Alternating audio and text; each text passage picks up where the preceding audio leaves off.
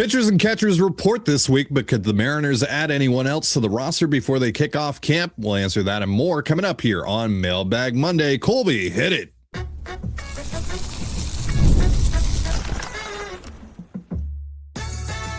You are Locked On Mariners, your daily Seattle Mariners podcast, part of the Locked On Podcast Network, your team every day.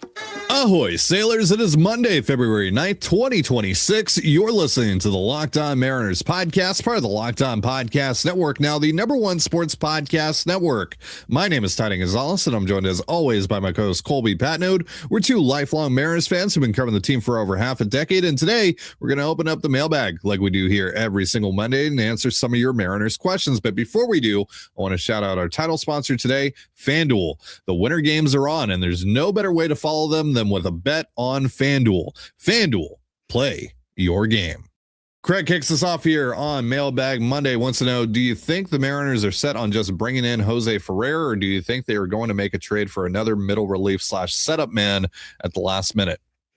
I think, based on everything I've heard, they're still in the market for a reliever. Now that I heard that about 2 weeks ago, and I haven't heard anything since. So, maybe they are still kind of, searching on the fringes. Maybe they, shifted their focus to Donovan and they're just now kind of getting back into the relief market.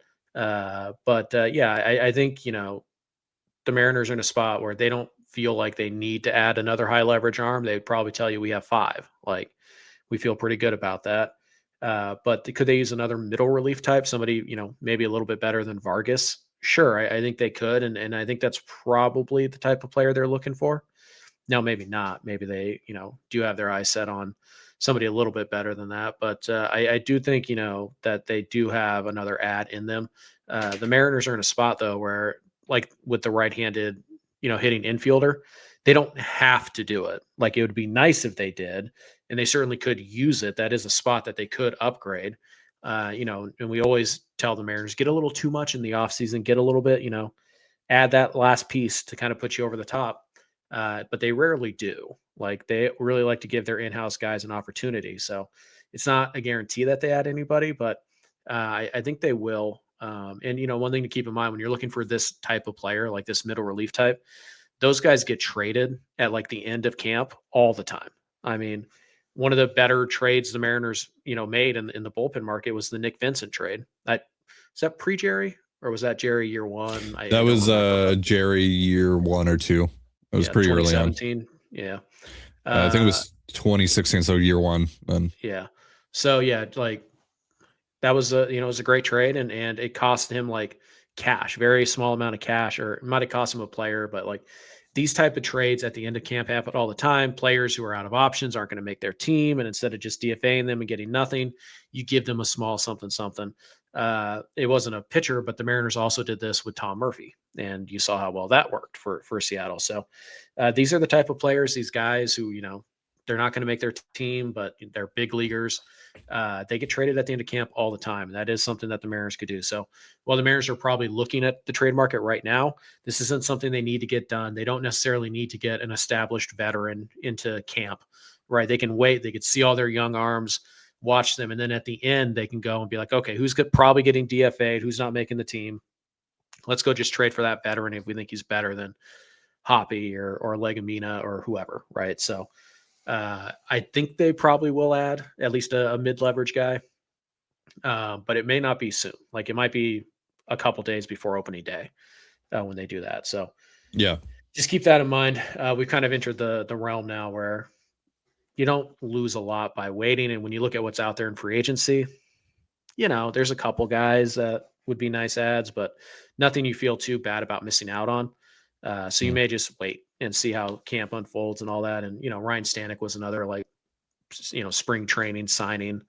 So that's always an option as well. So I do think they had a reliever, and I do think it's probably a trade, and I do think it's probably a middle guy more so than a high leverage guy. But that might not come for another 6 weeks, because those guys are available, at the end of March, and there's a lot less leverage there for those teams than there is even right now. So I heard that they were still in on relievers the day of the Donovan trade, so exactly a week ago. Mm-hmm. And that comes from the same source that gave me pretty much the entire return package for Donovan a little bit before it was reported. So I think they are looking. But like you said, I think that's probably something that happens towards the end of camp once you kind of see what's happening with other clubs and where their rosters are at, and who might be on the fringes and all that stuff. So I don't think anything is imminent. And if something does happen, I think it's probably sometime during the middle of camp, maybe even after everyone gets back from the WBC. Next question here from C Sports 22. Assuming no more trades or anything before the season starts at the deadline, you guys think our number one spot to target to upgrade would be bullpen by that time? I still think it's one of second base or third base, depending on what happens with Emerson and Young. But after that, yeah, I think it's bullpen, and then it's, if any injuries occur, maybe right field, if Rayleigh and Robles don't bounce back the way you think, but also they could address that a little bit with, Canzone and Refsnyder, if those guys at least hit, or, some combination of the four, two of the four guys pop. And then they just add a bat that can, rotate through the DH and maybe a couple other spots at that point. But really it's third base or second base, because again, you can address one of those with Donovan if both Young and Emerson disappoint. Bullpen, because you're probably going to have to get bullpen pieces. That's just the way things go. And then just, if injuries occur and or just, if guys just disappoint, all that, whatever, things that maybe you didn't expect to have to address, those are probably the things that you're going to have to address. Right. And those are big X factors you can't really account for. Like, how are we supposed to know what the need is for a team 5 months from now? It's just impossible to guess. Are they going to need a bullpen arm? Probably, because you kind of always need bullpen help in the middle of the year. So that's the safest bet for sure. But you might need a third baseman. You might need a second baseman. You might need a left field. For all you're a fringe wild card team and Julio's out for the next 8 weeks with a, oblique strain. It's like, oh, well, kind of need a center fielder or a right fielder. So it's really an impossible question to answer. I think if you look at like possible areas of weakness and what they have in the minor league system, an infielder probably is more likely, because if they end up needing an infielder, it's because Cole Young or Colt Emerson, or maybe both, aren't good. They don't have like the next guy to step up, unless I guess Michael Arroyo possibly could be that guy. But so it's just too tough to say. And honestly, it's not a fun thing to say, but for all we know, the Mariners might be sellers in July. Like, that's a possibility. It's not a high one, but it's a possibility. So that would take a lot of injuries and a lot of guys regressing and all that. Yeah. The 2025 Atlanta Braves. Okay. Right. That's a good roster that had a terrible year. It happens. So just one of those things where, they could be selling Randy Arozarena or JP Crawford in July. We just don't know. Is it a safe bet to say they're going to be looking for bullpen help in July, though? Yes. I mean, that's probably the safest bet you can make. But in terms of what do I think they're probably going to be looking for, I just don't know. For all we know, it's, again, it could be catcher. I don't know. Like, we just don't know right now. But if you're going to bet on it, probably bullpen would be number one. And then probably some kind of veteran bat, like at the middle-ish bottom of the lineup. I would really hope they don't need another Josh Naylor and Gino Suarez deadline. And if they have one, it's because they want to have one, not because they, have to have one. Bullpen's probably a safe bet. All right, we'll answer more of your questions in just a moment. But first, a reminder, this episode of the Locked On Mariners podcast is brought to you by FanDuel and the Space Needle. The Winter Games are officially here, and if you're anything like us, you're locking in for events you only get to see on the biggest stage every 4 years. And that's why following the Winter Games on FanDuel just makes sense. From medal counts to individual events to finding your angle on the sports you care about most, FanDuel gives you more ways to stay connected to the action. Even niche events become must-watch when you're fully locked into the competition. So maybe you show up for the hockey, but you stay for the snowboarding, and hey, maybe even the figure skating. I ain't one to judge. The Winter Games are on, and there's no better way to follow them with FanDuel. FanDuel, play your game. Pint to Pie at the Space Needle is the perfect pregame or pre-funk spot before hitting Climate Pledge Arena. After 4 p.m., the Space Needle's Pint to Pie gives you the whole package. Entry, a sweeter savory tip-top pie, and a pint of beer, wine, or a non-alcoholic drink, all for just $35 per person. Minimum purchase of 2 required. Pint to Pie is your launch pad to Kraken, Torrent, and Storm games, as well as so many other great events at the CPA. So why not enjoy a little space and a great view while pre-gaming with your favorite cocktail rather than trying to cram into a crowded sports bar? Toast the home team, then roll into Climate Pledge with the best pregame story in all of Seattle. Whether it's date night, friend night, or you're just here for the deal of it all, come take your place on the horizon for only $35 per person. Limited time offer, 21 plus only, ID required. Get tickets at spaceneedle.com. Minimum 2 required. And you're listening to the Locked On Mariners podcast, part of the Locked On Podcast Network, your team every day. Thank you so much for making us your first listen for all things Mariners. And also thank you for making Locked On the #1 sports podcast network. You already live your team every day. Now take it up a level and go ad free. Join the Everydayer Club today and get Locked On Mariners with no interruptions, members only Discord access, and more. All for just $5 a month or $50 a year. Go to lockedonmariners.supercast.com or check the link in the show notes to learn more. And also, friendly reminder, we have our Mariners fan survey currently going on. Just want to gauge where you are with the team. Got a variety of questions on there that we'd love for you to help us out and answer, because we're going to be doing a show in March sometime reacting to all the answers on the survey. If you haven't participated yet, you can do so in the link in the description of this episode, whether you're watching on YouTube or listening to it on your favorite podcast platform. Colby, how many submissions do we have on that now? We're up to 530. I was hoping to get as many as we had last year, and it looks like we're going to blow by that pretty quick. So thanks for everybody who's done it before, and thanks for everybody who's going to consider doing it in the future. But check out the link in the description down below. All right, Grizz wants to know, I know he's coming off of injury, but can Ryan Bliss with a good/great spring be the other right-handed option off of the bench? The answer is no, because Ryan Bliss needs to play. Like, he needs to play games. And you can't do that by being, the bench guy and playing once a week. Like, that just doesn't do anything for anybody. Exactly. And Bliss, he had an opportunity last year. It really sucks that he got hurt, because I like the player. There's a lot of pop there for a guy his size, and he's a really good athlete, and he can steal bases. He's got a lot of range, not a lot of arm, but a lot of range. Like, he's a fun player, and unfortunately he got hurt, and, it ended up costing him the whole year. And as a result, he got passed over on the depth chart by Cole Young and Leo Rivas now on top of it. And obviously Colt Emerson and Brennan Donovan are standing in his way on top of that. And he needs to play.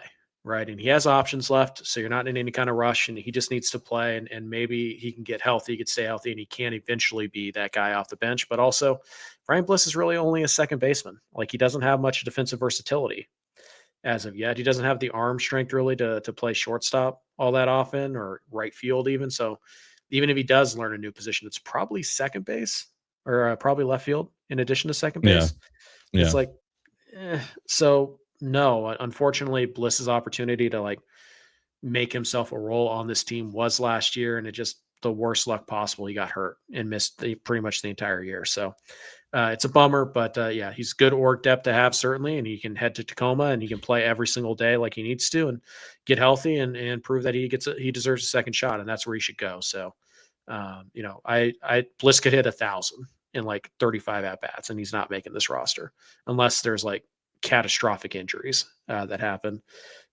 So dude just needs reps. He needs to get reps. He needs to get his baseball legs back under him, and he needs to play every day in order to do that. And he can only do that for the Tacoma Rainiers.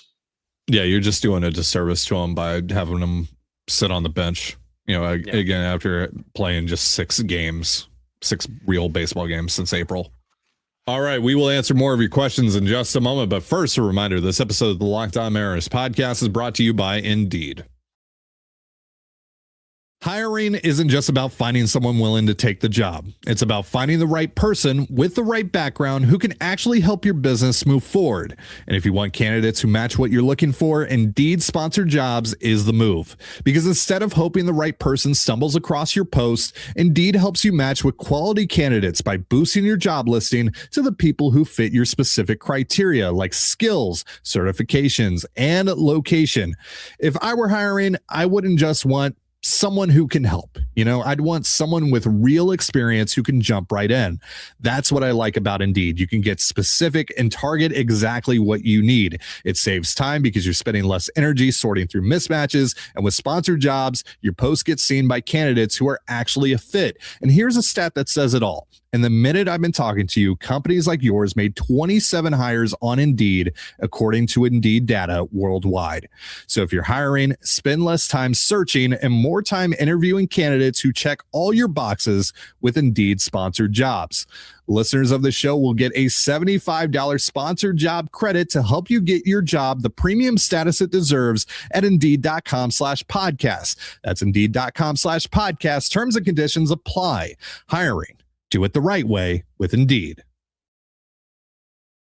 And you're listening to the Locked On Mariners podcast, part of the Locked On Podcast Network, your team every day. As always, if you want to hear from me and Colby even more and help support the show, we have a Patreon. It's called Control the Zone. And on there, we talk the eventual World Series champion Seattle Mariners, the current Super Bowl champion Seattle Seahawks, and all that good stuff. For more information, go to patreon.com/control the zone. Link in the description of this episode. James wants to know, if Logan Gilbert is signed to an extension, who would you prefer of George Kirby or Bryce Miller to sign long-term versus potentially trading the other?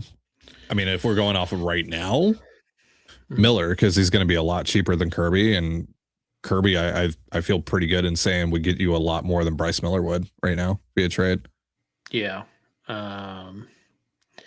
Based on what we know right now, Kirby's not going to sign an extension here.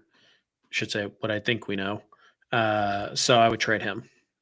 Miller, you get him for another year longer than Kirby. So you get 4 years of Bryce versus 3 of Kirby. And I think Bryce is much more likely to sign an extension.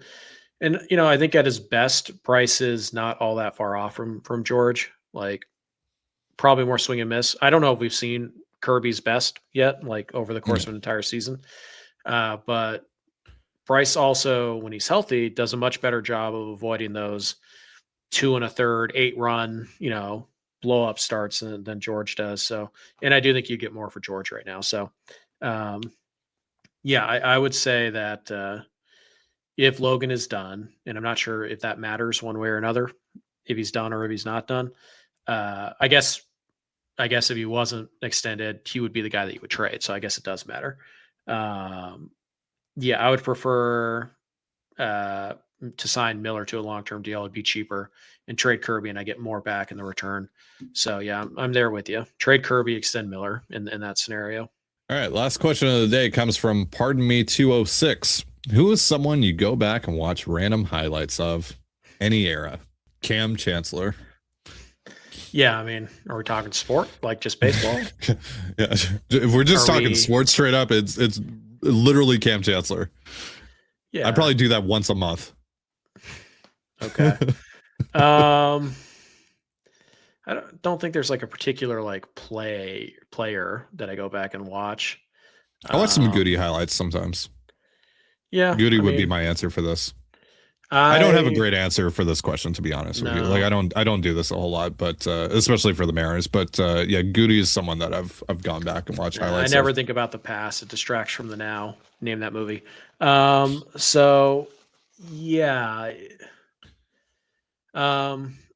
like watching brawls, like baseball brawls. Yeah. Like if I watched the Angels Mariners brawl a few times. If YouTube recommends they're like 10 baseball brawls or whatever, I'm like, I'm clicking that. Okay. Yeah, even though I've seen them all, like I know what's happening, but I like that type of stuff.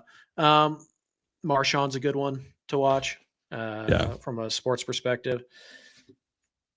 There's really not Mariners that like I go and I watch a bunch of their highlights. Like over the course of the winter, I'll watch a little bit of everybody just to kind of like, Mhm. miss baseball. I'm gonna go watch Julio highlights. But like there's not somebody I'm just like, oh, I'm gonna watch Julio every month. Like, Yeah. no, I'm good. I've Like, gone it's back. just I've not a gone thing. back and watched like Kyle Lewis a little bit, and I'm like, man, what You could kind have of been? like to, the road not travel Yeah. or whatnot. I did watch, not too long ago, like Evan White defensive highlights. I was like, oh, Oh, there you go. that Yeah. that defense, man. But yeah, I Yeah. think highlights work a lot better for like football. I will say, like recently, I watched 50 50 Sean Kemp plays that would break the internet Yeah. Yeah. today. Yeah. Basketball highlights or baseball highlights aren't that great on compared to Yeah. like Like when football. the Mariners traded for Brennan Donovan, or even when rumors were going for Brennan Donovan, Yeah. I'm not going on YouTube and searching Brennan Donovan highlights. Like I know what I'm going to get. Like, No, it's like you kind of get the gist of who the player is, and it's like, oh, cool. How many yeah. imagine watching Like Ben I've Williamson watched. highlights? Like how many Yeah. opposite field singles can you watch before you get the idea that like Now, like, do I go on MLB Film Room a little bit and like search up specific things for like Brennan Donovan? Yeah, I've done that. But like, sure. like I've wanted to see like how he's done in certain matchups and stuff like that. I've searched that, but like I haven't gone on just like YouTube and watched some like highlight reel of like Brennan Donovan or really any No. baseball player, to be honest with you. Like I'm not searching Rob Refsnyder highlights, Now, honestly, I'm probably more likely to watch like a hype reel of like a team. Yeah. Like there were a bunch of good fan edits for like the Seahawks hype reel and all that, and that's Yeah. more interesting to me. The sound, I think it's called, the little show that they do. Like that stuff's more interesting to me than just like here's 10 Marshawn Lynch runs. But if I had to pick an athlete, like probably Marshawn, just because he's like I'd my love favorite player. for the Mariners to do something like the sound. Yeah, By the that'd be way. awesome. Yeah. I mean, they should have. I think it'd be like the best documentary would be to pick a like a front office and just follow them Yeah. around during the deadline. Yeah. Like because then you Yeah. get like the draft and you get the deadline. Yeah. And maybe you And can't maybe release it for 5 to 10 5, years 10 or whatever. years. Yeah, fine, Yeah, whatever. But like do it. It would be Yeah. awesome. Yeah. To see Yeah. how that works. I'm more interested in that stuff than straight up highlights. But like if I had to pick, I did watch some 2024 Victor Robles highlights because it's like God, that was Okay. fun. Those Yeah, 2 that months, was that was fun. so fun. That was really fun. No, Yeah. it's 0% chance it's real. But like the Yeah. athlete I watched the most highlights of, it's probably Marshawn Lynch. The baseball player I watched the most highlights of, I don't watch that many highlights. Remember when they first got Victor and it was like he had like one hard hit ball all year, like with the Nationals, and then like in his first week with the Mariners, he had like 9 or something like that. Yeah. And it was like, what's after going he on? had here? that disastrous debut too. Yeah. When he dropped a fly ball and grounded into a Yeah, double play in the game or Oakland. whatever. Yeah, something like that. Yeah, Ooh. it was pretty bad. Yeah, He almost was the original Leote. But baseball. Maybe it's not a particular player of highlights I watch, but I will watch like compilations of like team filthy highlights. pitches. Oh yeah, No, like I'll watch like for sure. Like when Pitching Ninja does like the pitches Like of the the 10. day. Yeah. Yeah, whatever. The 10 filthiest pitchers. You're like, yeah. Yeah, like I'll But not watch an that. individual player per se. And then like obviously I'll watch compilations of like best plays from the 2025 season for the Mariners and all that. Yeah. But yeah, But like not an specific individual player, more like a team of moments. And then obviously for the players that like, maybe a lot of you got to really experience, in real time, but I really didn't, like Griffey, really like, again, like I mostly like the Mariners teams I grew up on were like the Ichiro and Felix teams. Like it wasn't really like the Griffey and like the 90s teams. I was a baby when those guys were doing what they were doing. So like I'll go back, I'll watch, some of the 90s Mariners stuff, I'll watch Griffey. I'll watch A-Rod, when he was with the M's and all that. I would just say I've done that, but baseball's so much better to just watch team highlights. Yeah. Because I mean, that's just the way you consume baseball is through the team, not the individual.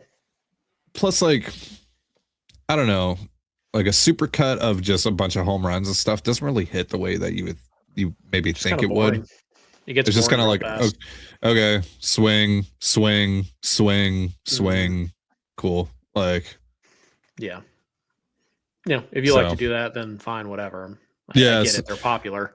But like, it's just not me. I'd rather watch the team stuff and then also like the behind the scenes stuff, but not like we hooked Brian Wu up to a lie detector. I'm not like, oh, that's awesome. It's like, I'll watch it. I do find some of those videos funny. No, I mean, yeah, they're fine, but it's like when I say behind the scenes, I mean like we're in the Seahawks draft room and let's hear their conversation about Nicky Man, like that stuff, or we're on the Seahawks sideline. Like Mariners should do some of that in their dugout. I know it's harder with baseball players, but I would be much more interested in that than watching, all 60 of Cal Raleigh's homers. Not that that's not awesome, but it's like, okay, I get it. He had a lot of home runs. Yeah. So team highlights are way better than individual highlights in baseball. For baseball. Yeah. But if it's just sports in general, Cam Chancellor, 100%. Marshawn Lynch. Yeah. Cam Chancellor highlight tape is like, it's the GOAT. Like Cam Chancellor is the greatest football player I've ever seen in my entire life. All right, well, that's going to do it for our show. Thank you so much for joining us here on the Locked On Mariners podcast, part of the Locked On Podcast Network, your team every day. Once again, if you never miss an episode, it's time to make it official. Join the Locked On Everydayer Club and get ad-free audio, access to our members-only Discord, and more, all built for our most loyal fans. For Colby Patnode, I'm Titan Gonzalez. Be sure to give us a follow on Twitter at @LO_Mariners. You can follow me at Titan Gonzalez and Colby at CPAT11. That's CPAT11. We're also on Blue Sky. You can follow me at TDG, Colby at MLB Colby, and the show at Locked On Mariners. You can also find us on Instagram at Locked On Mariners. Have yourself a beautiful baseball day, and we'll see you next time. Peace.